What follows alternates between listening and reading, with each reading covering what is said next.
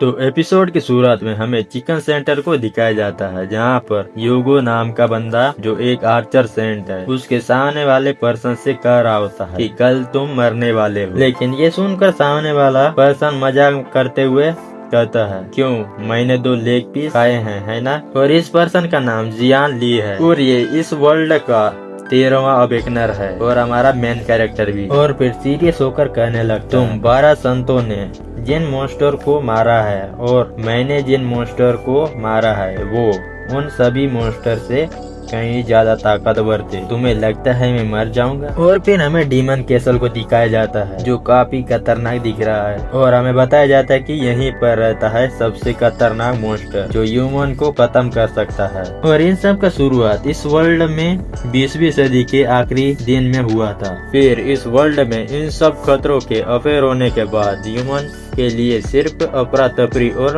डर ही बच गया था। लेकिन इस वर्ल्ड में भगवान भी अफेयर हुए जिन्हें राशि चक्र कहते हैं। उन्होंने 12 संतों को अपनी पावर दे दी इस दुनिया को बचाने के लिए। लेकिन एक 13वां इंसान भी अवेकन हुआ जो भगवान ने चुना नहीं था। वो 12 अवेकनर में से ज्यादा ताकतवर होता है और वो हमारा मेन कैरेक्टर है जियान ली। फिर दूसरा सीन दिखाया जाता है जहाँ ली उन 12 अवेकनर के साथ डीवन टावर के बॉस रेड आई को मारने के लिए आए हैं जो काफी ज्यादा ताकतवर है। हमारा मेन कैरेक्टर ली से एक बंदा बात कर रहा होता है, थैंक यू यहाँ आने के लिए। ली कहता है इसकी कोई जरूरत नहीं है, बस मुझे 5 साल के लिए फ्री चिकन कूपन दे दो। ताक्सुहोट ये सुनकर सामने वाला बंदा गुस्सा हो रहा होता है क्योंकि ली उसका नाम गलत कह रहा होता है। वहीं पर एक मोटू सा बंदा और एक लड़की होती है, दोनों बात कर रहे होते हैं। बॉस मॉन्स्टर को मारने के बाद बहुत बड़ा इनाम मिलेगा।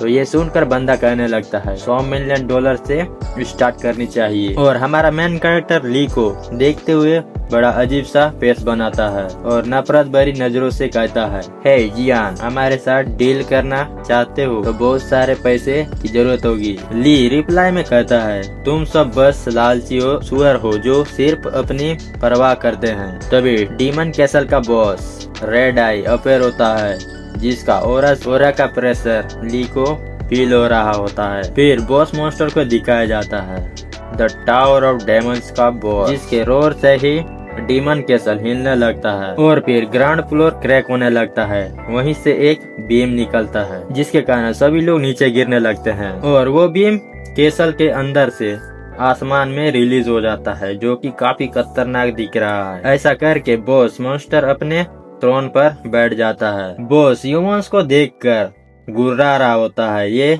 देखकर 12 अवेकनर्स वहाँ से भागने लगते हैं डर के मारे। ली उन्हें भागते देखकर कहता है, क्या गुंडा बनेगा रे तू। लेकिन हमारे मेन कैरेक्टर ली को कुछ फर्क नहीं पड़ता और एक ऑफिस से स्माइल करता है और मॉन्स्टर के ऊपर अटैक कर देता है। लेकिन हमें नहीं दिखाया जाता कि फिर क्या हुआ। ली कह रहा होता है, कितना समय बीत चुका है, बाहर कैसा है। टावर के अंदर और बाहर समय अलग अलग चलता है। फिर ली को देखते हैं, वो उसी डीमन कैसल में होता है और उसका एक हाथ भी कट चुका है और वो मॉन्स्टर से फाइट कर रहा होता है। ली अपने दांतों में डैगर को चबाकर कहता है, इन सभी को काट दो। चारों ओर बहुत सारे मॉन्स्टर होते हैं। ली उन सभी मॉन्स्टर को फाइट करते हुए कहता है, क्या मैं इस बात पर मर जाऊंगा? बस तुम लोग इंतजार करो, मैं बच जाऊंगा। हमें पता चलता है कि 12 अवेकनर्स ली को डीमन कैसल में छोड़कर भाग गए होते हैं और इस चीज का बहुत ही ज्यादा गुस्सा होता है। और इसी तरह 20 साल निकल जाता है। 20 साल बाद ली के सामने एक मॉन्स्टर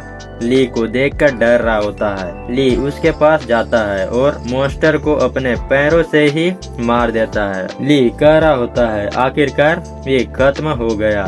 तभी डीमन कैसल गिरने लगता है। ली वहाँ से भागने का कोशिश करता है लेकिन वहीं पर गिर जाता है। फिर अर्थ का सीन दिखाया जाता है जहाँ बड़ी बड़ी बिल्डिंगें जो टूटी हुई होती हैं।